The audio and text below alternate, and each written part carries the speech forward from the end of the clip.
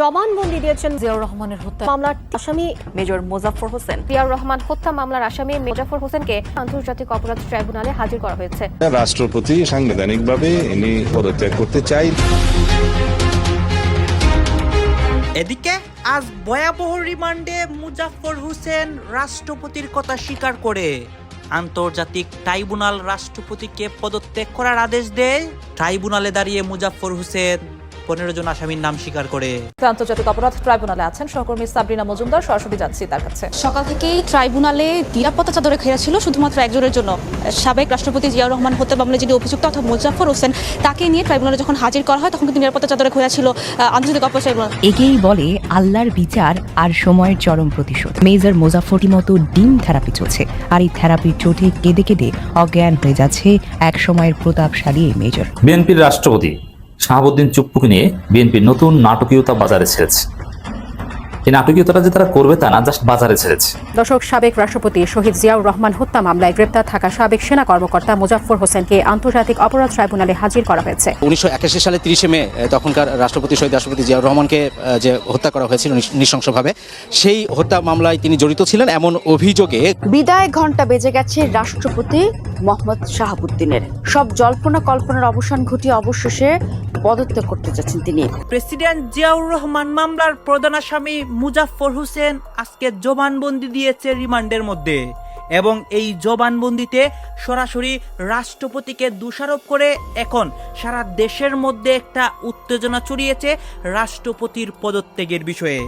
দর্শক শ্রোতা, এই জিয়াউর রহমানের মামলা নিয়ে আরো অসংখ্য মানুষের নাম আসে যেই নেতাগুলা বর্তমানে ক্ষমতায় রয়েছে। মোজাফফর হোসেন তার স্পষ্ট জবানবন্দিতে সবার নাম পরিষ্কার করে এবং 15 জনের নাম বলে। আপনারা দেখতে পারবেন এই মুহূর্তে মুজাফফরের জবানবন্দিতে যা যা বলে, বা এই জিয়াউর রহমান মামলার সর্বশেষ তথ্য বা রাষ্ট্রপতির পদত্যাগের বিষয় সবকিছু দেখাবো এই একটি ভিডিওতে।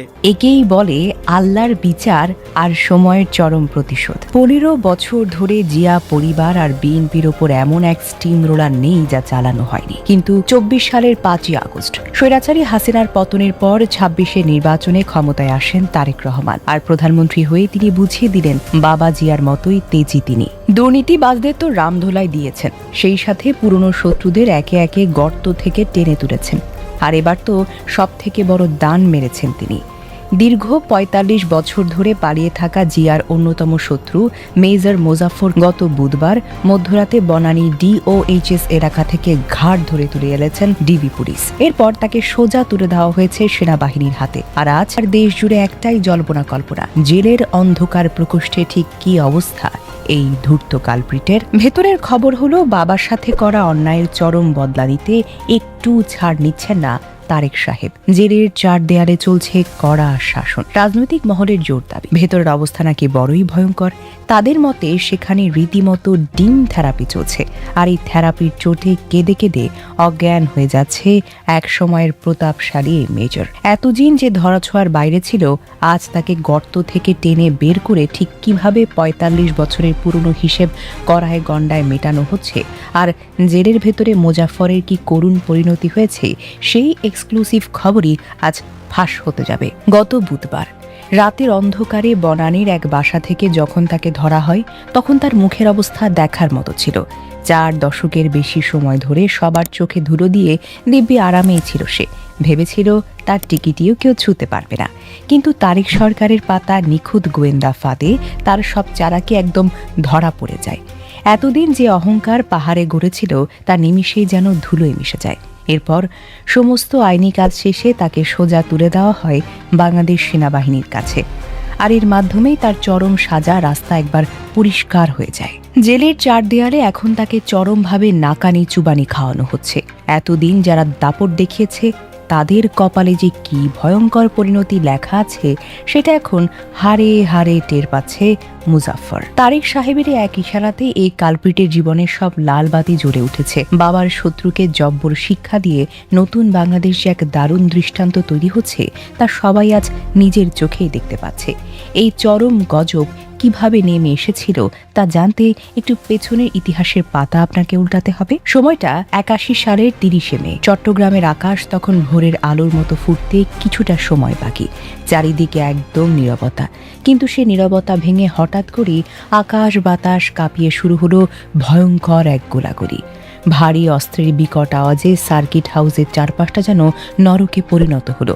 আর ঠিক সেই সময়ে সার্কিট হাউসে ঢুকে পড়া দলটির একদম সামনের সারিতেই ছিল এই ধূর্ত মোজাফফর। সে কোনো সাধারণ কেউ নন। নিজের হাতে অস্ত্র নিয়ে সেদিন সে জিয়াউর রহমানের বুকে গুলি চালানোর মতো জঘন্য কাজ করেছিল।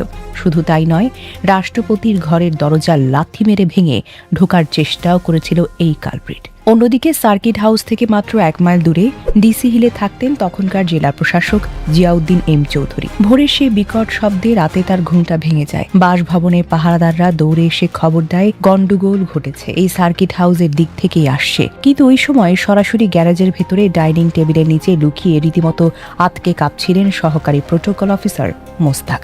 চরম আতঙ্কে তিনি ডিসি সাহেবকে ফোনে জানান ভোর 4টার দিকে সেনাবাহিনীর কয়েকটি গাড়ি আচমকা ঢুকে পড়ে। ভারী বুটের কর্কশ শব্দ, সিঁড়ি বেয়ে ওপরে ওঠার আওয়াজ পাওয়া যায়। এর কিছুক্ষণ পর বিভাগীয় কমিশনার সাইফুদ্দিন টেলিফোনে অত্যন্ত ভারী গলায় ডিসিকে নিশ্চিত করেন আমাদের রাষ্ট্রপতি আর এই দুনিয়াতে নেই। ঘাতকেরা তাকে চিরবিদায় করে দিয়েছে। এই খবর পাওয়া মাত্রই কোনো নিরাপত্তা তোয়াক্কা না করেই সেখানে ছুটে যান ডিসি ও কমিশনার। সেইখানে গিয়ে তারা যে দৃশ্য দেখলেন তা রীতিমতো গা শিউরে ওঠার মতো। বিশাল প্রধান ফটক হা করে খোলা, আর সেখানে কোনো পাহারাদারের চিহ্ন নেই। ভবনের ওপর তলায় রাষ্ট্রপতির শয়নকক্ষের ঠিক সামনে সাদা চাদরে ঢাকা একটি নিথর দেহ পড়ে আছে। চাদর সরাতেই ভেসে ওঠে সেই চেনামুখ। পুরো এলাকায় তখন এক ভুতুরে পরিবেশ বিরাজ করছে। ডিসি ও কমিশনার যখন এই দৃশ্য দেখছিলেন, ঘাতকেরা তখন সেখান থেকে সরে পড়েন। কিন্তু ঘটনার সবচেয়ে বড় নাটকটি শুরু হয় এর কয়েক ঘন্টা পর। এই চরম অপকর্মের প্রমাণ গায়েব করতে সকাল 8টা থেকে 9টার মধ্যে সার্কিট হাউসে আবারও ঢুকে পড়ে একটি বিশেষ ঘাতক দল। আর জিয়াউর রহমান সহ 3 জনের নিথর দেহ যখন সার্কিট হাউস থেকে গুম করা হয়, সেই দলেরও মূল পাণ্ডা ছিল এই চতুর খেলোয়াড় মোজাফফর। সাবেক রাষ্ট্রপতি শহীদ জিয়াউর রহমান হত্যা মামলায় গ্রেপ্তার থাকা সাবেক সেনা কর্মকর্তা মোজাফফর হোসেনকে আন্তর্জাতিক অপরাধ ট্রাইব্যুনালে হাজির করা হয়েছে। সকাল 9:30টার দিকে তাকে ট্রাইব্যুনালের হাজির করার পর হাজতখানে রাখা হয়েছে। প্রসিকিউশন জানিয়েছেন দুপুর 12টার দিকে মোজাফফর হোসেনকে আদালতে তোলা হবে। তাকে মানবতা বিরোধী অপরাধের মামলায় গ্রেপ্তার দেখাতে আবেদন করেছে প্রসিকিউশন। তাকে গ্রেপ্তার দেখানোর আবেদনের পরিপ্রেক্ষিতে গত মঙ্গলবার বিচারপতি নজরুল ইসলাম চৌধুরীর নেতৃত্বাধীন আন্তর্জাতিক অপরাধ ট্রাইব্যুনাল 2 আজ তাকে আদালতে হাজির করার নির্দেশ দেন। গত 16 জুলাই 45 বছর আত্মগোপনে থাকার পর রাজধানীর বনানীর একটি বাসা থেকে গ্রেপ্তার করা হয় মোজাফফর হোসেনকে। পরদিন ঢাকা সেনানিবাসের মিলিটারি পুলিশের কাছে তাকে হস্তান্তর করা হয়। প্রসিকিউশন জানায়, মানবতা বিরোধী অপরাধের মামলায় গ্রেপ্তার সাবেক সেনা কর্মকর্তা লেফটেন্যান্ট জেনারেল মাসুদ উদ্দিন চৌধুরীর সাথে কথোপকথনের সূত্র ধরে জুলাই হত্যাকাণ্ডে মোজাফফর হোসেনের সংশ্লিষ্টতা পাওয়া গেছে।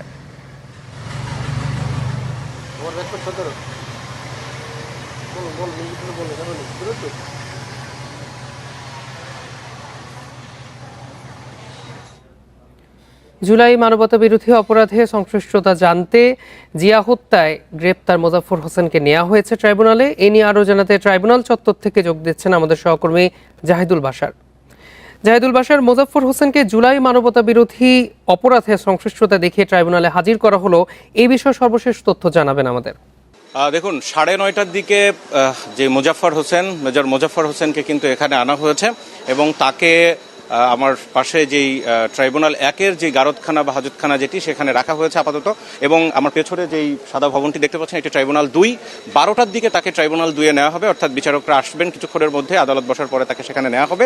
এবং যে আবেদনটি ট্রাইব্যুনালের প্রসিকিউশনের পক্ষ থেকে করা হয়েছে, যে যেহেতু মাসুদ উদ্দিন চৌধুরী এই ট্রাইব্যুনালে বিচারাধীন একজন আসামি, তার সাথে এবং আরও অনেকের সাথে তার সংশ্লিষ্টতা পাওয়া গেছে সেই 1/11 থেকে বিভিন্ন সময় এবং জুলাই আন্দোলনের সময় হয়েছে। সুতরাং এইখানে তার কোনো সংশ্লিষ্টতা রয়েছে কিনা সেই বিষয়টি খতিয়ে দেখতে বা সেটি যাচাই বাছাই করে জানার জন্য তাকে জিজ্ঞাসাবাদ করা প্রয়োজন এবং সেই আবেদনের কারণেই কিন্তু আজকে আনা হয়েছে। তাকে গ্রেপ্তারি পরোয়ানাও চাওয়া হয়েছে। আজকে আদালত গ্রেপ্তারি পরোয়ানা দিবে কি দিবেন না সেই বিষয়টি আদালতের উপরে আমরা হয়তো কিছুক্ষণ পরে যখন তাকে তোলা হবে তখন জানা যাবে। দেখুন, চিফ প্রসিকিউটরের সাথে আমাদের বিভিন্ন সময় কথা হয়েছে, কিছুক্ষণ আগে এখানে যারা প্রসিকিউটর এসেছেন তাদের সাথেও কথা হয়েছে। যেহেতু মেজর মোজাফফর তিনি পলাতক ছিলেন এবং তিনি জুলাই আন্দোলনের সময় নিয়মিত এই মাসুদউদ্দিন চৌধুরীর সাথে তার যোগাযোগ হয়েছে এবং গত কয়েক বছরে তিনি ভারতে ছিলেন, বাংলাদেশে যাতায়াত করেছেন। সুতরাং তার কোথায় কার সাথে যোগাযোগ ছিল এবং জিয়াউর রহমান বাংলাদেশের গুরুত্বপূর্ণ হত্যা মামলা যেটি সাবেক শহীদ প্রেসিডেন্ট জিয়াউর রহমান হত্যার সাথে যেহেতু তার অভিযোগ রয়েছে, তিনি সেই মামলায় জড়িত, সেই হত্যাকাণ্ডের সাথে জড়িত। সুতরাং এটা একটি গুরুত্বপূর্ণ মামলা, সেই হিসেবে তাকে এখানে আরও বিস্তারিতভাবে জানতে চান, সেই জন্যই কিন্তু তাকে এখানে আনা হয়েছে। এইখানে একটি বিষয়, আজকে মোজাফফরের বিষয়, যেহেতু ওনাকে 16 তারিখ গ্রেপ্তার করা হয়েছে এবং ডিবি বনানীর একটি বাসা থেকে সেদিন রাত্রে তাকে গ্রেপ্তার করেছিল, এর মধ্যে বেশ কয়েকদিন পেরিয়ে গেছে, কিন্তু আজকে সবচেয়ে গুরুত্বপূর্ণ বিষয় তাকে গ্রেপ্তারের পর এই প্রথম তার চেহারা বা সরাসরি তাকে কিন্তু দেখা গেল। ডিবি এর আগে তার কোনো ফুটেজ তারা সেখান থেকে প্রকাশ করেনি। সুতরাং আজকেই আপনারা এর মধ্যে আমরা সহ অন্যান্য গণমাধ্যম যেই ফুটেজ আমরা দেখাচ্ছি সেটি কিন্তু এই প্রথম মোজাফফর আহমেদকে জনসম্মুখে দেখা গেছে, অর্থাৎ সেনাবাহিনীর একটি মাইক্রোতে করে তাকে সেনা হেফাজত থেকে এখানে আনা হয়েছে এবং এখানে আদালতের কার্যক্রম শেষে তারপর আবার সেনা হেফাজতে পাঠিয়ে দেওয়া হবে। রাষ্ট্রপতি সাংবিধানিকভাবে ইনি পদত্যাগ করতে চাইলে অথবা স্বাস্থ্যগত কারণে যে কোনো কারণে চাইলে তার সেটা অপশন আছে, কিন্তু আমরা তো জানি না। সরকারের কোনো পদক্ষেপ নাই এখানে, সেটা তো সরকারের পক্ষ থেকে তো আর কিছু বলা হচ্ছে না। আবার আপনারা পত্রিকায় দেখছেন যে গুঞ্জন শোনা যাচ্ছে ইত্যাদি, আমিও শুনছি। সেটা ওনাকে জিজ্ঞেস করতে হবে। মাননীয় গণমাধ্যমে একটা খবর এসেছে, তিনি লন্ডনে যখন চিকিৎসা নিচ্ছিলেন তখন ভারতে পলাতক শেখ হাসিনার সাথে তিনি ফোনালাপ করেছেন। না, উনি চিকিৎসাতে কিছুদিন আগে বিদেশে গিয়েছিলেন, তো চিকিৎসা তো নিতেই পারে অসুস্থ হলে। লন্ডনে বসে তিনি ভারতে পলাতক শেখ হাসিনার সাথে তিনি ফোনালাপ করেছেন, এরকম সেটা আমি জানি না, আমরা শুনি না। এটা সরকারকে জানানোর কথা না। যদি মহামান্য রাষ্ট্রপতি স্বাস্থ্যগত কারণে হোক যে কোনো কারণে হোক পদত্যাগ করতে চান, সেই অপশন তো ওনার আছে। এখানে সরকারের পক্ষ থেকে কিছু বলা হয়নি, আমিও এগুলো পত্রিকায় শুনছি। আর তিনি যদি পদত্যাগ করতে চান সাংবিধানিকভাবে সেটা মাননীয় স্পিকার বরাবর পদত্যাগপত্র দিতে হয়, এইটুকু নিয়ম আছে, জানি, এর বাইরে কিছু জানি না। বিদায় ঘণ্টা বেজে গেছে রাষ্ট্রপতি মোহাম্মদ শাহাবুদ্দিনের। সব জল্পনা কল্পনার অবসান ঘটিয়ে অবশেষে পদত্যাগ করতে যাচ্ছেন তিনি। বিএনপির উচ্চ পর্যায় থেকে বার্তা পাওয়ার পর আনুষ্ঠানিকভাবে বঙ্গভবন ছাড়ার মানসিক প্রস্তুতি নিতে শুরু করেছেন শাহাবুদ্দিন। বঙ্গভবনের অন্দরমহলে এখন চলছে বিদায়ী গোছগাছ। সব ঠিক থাকলে আগামী আগস্টের প্রথম সপ্তাহেই পদত্যাগ করতে পারেন তিনি। অন্যদিকে দেশের পরবর্তী রাষ্ট্রপতি হিসেবে আলোচনার শীর্ষে উঠে এসেছে এক শীর্ষ আমলার নাম। দর্শক, বাংলাদেশের রাজনীতিতে পরিবর্তন নতুন কোনো ঘটনা নয়, তবে বঙ্গভবনকে ঘিরে তৈরি হওয়া বর্তমান এই সমীকরণটি সত্যি বেশ নাটকীয় ও তাৎপর্যপূর্ণ। 2023 সালে আওয়ামী লীগ সরকারের আমলে বিনা প্রতিদ্বন্দ্বিতায় 22তম রাষ্ট্রপতি হিসেবে শপথ নিয়েছিলেন মোহাম্মদ শাহাবুদ্দিন। তবে 2024 সালের আগস্টে ছাত্র জনতার ঐতিহাসিক গণঅভ্যুত্থানে শেখ হাসিনা সরকারের পতনের পর থেকে দেশের পুরো রাজনৈতিক পটভূমি আমূল বদলে যায়। ঝড়ঝাপটা সেই কঠিন ও সংকটময় মুহূর্তে অন্তর্বর্তীকালীন সরকার গঠন, নতুন উপদেষ্টাদের শপথ পাঠ এবং রাষ্ট্রীয় আইনি ও সাংবিধানিক ধারাবাহিকতা বজায় রাখার মতো অত্যন্ত গুরুত্বপূর্ণ দায়িত্ব পালন করেছিলেন রাষ্ট্রপতি শাহাবুদ্দিন। তবে গণঅভ্যুত্থানের পর থেকে জুলাই আন্দোলনের অংশীজন ছাত্রনেতা বেশ কয়েকটি রাজনৈতিক দল তার অপসারণের দাবিতে সরব হয়। বঙ্গভবন ঘেরাও সহ নানা কর্মসূচিও পালিত হয়। অধ্যাপক ইউনূসের অন্তর্বর্তী সরকার কোনো পদক্ষেপ না নিলেও পরবর্তীতে ত্রয়োদশ জাতীয় সংসদ নির্বাচনের মাধ্যমে বিএনপি ক্ষমতা আসার পর প্রশ্নটি নতুন করে সামনে আসে। আওয়ামী লীগ আমলের রাষ্ট্রপতি কি তার পদে বহাল থাকছেন? ক্ষমতা এসে বিএনপি সরকার শুরুতেই কোনো তাড়াহুড়ো দেখায়নি, তবে রাজনীতির পেছনের টেবিল আলোচনা ও হিসাব নিকাশ মোটেও থেমেছিল না। আগে দুর্নীতি দমন কমিশন দুদকের কমিশনার থাকাকালে তার বিতর্কিত ভূমিকা এবং পরবর্তীতে বিতর্কিত এসালাম গ্রুপের নিয়ন্ত্রণাধীন ব্যাংকে উচ্চ পদে দায়িত্ব পালনের অভিযোগ নিয়ে নানা আলোচনা ছিল। এর সঙ্গে যুক্ত হয়েছে তার বর্তমান শারীরিক অসুস্থতা। সম্প্রতি লন্ডন থেকে বাইপাস সার্জারি করিয়ে দেশে ফেরার পরও তাকে কয়েক দফায় হাসপাতালে ভর্তি হতে হয়েছে। ফলে শারীরিক অসুস্থতাকে সম্মানজনক বিদায়ের যৌক্তিক কারণ হিসেবেই বেছে নিচ্ছেন তিনি। ভেতরের খবর বলছে, ক্ষমতাসীন বিএনপির উচ্চ পর্যায় থেকে তাকে অত্যন্ত রাজনৈতিক শালীনতা বজায় রেখে স্বেচ্ছায় ও সম্মানজনকভাবে পদত্যাগের একটি স্পষ্ট বার্তা দেওয়া হয়েছে। রাষ্ট্রপতিও সে বার্তায় ইতিবাচক সাড়া দিয়ে মানসিকভাবে বঙ্গভবন ছাড়তে প্রস্তুত হয়েছেন। সংবিধানের 50-1 অনুচ্ছেদ অনুযায়ী তিনি স্পিকারের কাছে নিজের স্বাক্ষরযুক্ত পদত্যাগপত্র জমা দেবেন। আর পদত্যাগপত্র পৌঁছানোর সঙ্গে সঙ্গে সংবিধানের 54 অনুচ্ছেদ অনুযায়ী সাময়িকভাবে রাষ্ট্রপতির দায়িত্ব গ্রহণ করবেন জাতীয় সংসদের স্পিকার। তবে দেশের রাজনৈতিক অঙ্গনে এখন সবচেয়ে বড় প্রশ্ন, কে হচ্ছেন বঙ্গভবনের নতুন বাসিন্দা? এতদিন বিএনপির প্রবীণ নেতা ডক্টর খন্দকার মোশাররফ হোসেন কিংবা ডক্টর আব্দুল মঈন খানের মতো বর্ষিয়ান রাজনীতিবিদের নাম গুঞ্জনে থাকলেও হঠাৎ করে এক শীর্ষ প্রশাসনিক কর্মকর্তার নাম আলোচনার কেন্দ্রবিন্দুতে চলে এসেছেন। আর তিনি মন্ত্রী পরিষদ সচিব নাসিমুল গনি। দীর্ঘ প্রশাসনিক অভিজ্ঞতা, রাষ্ট্রীয় বিভিন্ন প্রতিষ্ঠানের সঙ্গে কাজের গভীর দক্ষতা এবং আগামী দিনের জটিল রাজনৈতিক চাপ সামলানোর সক্ষমতা বিবেচনা করে নীতি নির্ধারকরা তাকেই অনেকটা এগিয়ে রাখছেন বলে জানা গেছে। দর্শক, রাজনীতির এই মারপ্যাচে এক পক্ষ যখন বঙ্গভবন ছাড়ার প্রস্তুতি নিচ্ছে, অন্য পক্ষ তখন রাষ্ট্র পরিচালনায় নতুন সমীকরণ মেলাতে ব্যস্ত। সংবিধানের 123 অনুচ্ছেদ অনুযায়ী রাষ্ট্রপতির পদ শূন্য হওয়ার 90 দিনের মধ্যে সংসদ সদস্যদের ভোটে নতুন রাষ্ট্রপতির নির্বাচন সম্পন্ন করতে হয়। জাতীয় সংসদে বর্তমানে ক্ষমতাসীন বিএনপির নিরঙ্কুশ সংখ্যাগরিষ্ঠতা থাকায় দলটির মনোনীত বা সমর্থিত প্রার্থী যে পরবর্তী রাষ্ট্রপতি হচ্ছেন তা এক প্রকার নিশ্চিত। সব মিলিয়ে বঙ্গভবনে এখন একটি বিতর্কিত অধ্যায়ের শেষ আর একটি নতুন অধ্যায়ের সূচনার অপেক্ষা। আগস্টের শুরুতে রাষ্ট্রপতি মোহাম্মদ শাহাবুদ্দিনের ওই পদত্যাগ। দর্শক, আপনারা তো দেখলেন এখানে কি কথা হচ্ছে, কেন আমরা দেখতে পাচ্ছি মুজাফফর হোসেনের বিষয়ে কথা হয়, আরও অনেক বিষয় নিয়ে কথা হয়। এই বিষয়গুলো দেখে এবং মুজাফফর হোসেনকে নিয়ে আপনার মন্তব্য কি, আপনার গুরুত্বপূর্ণ মন্তব্য অবশ্যই কমেন্ট বক্সে লিখে যাবেন এবং রাষ্ট্রপতির বিষয়েও আপনার মন্তব্য লিখে যাবেন। সর্বশেষে আপনাদের কাছে আমাদের রিকোয়েস্ট থাকবে, আপনারা আমাদের চ্যানেলে নতুন দর্শক হয়ে থাকলে চ্যানেলটি সাবস্ক্রাইব করবেন এবং পাশে থাকা বেল বাটনটি বাজাবেন যাতে করে নেক্সট ভিডিওটা সবার আগে আপনাদের কাছে পৌঁছে যায়। ধন্যবাদ।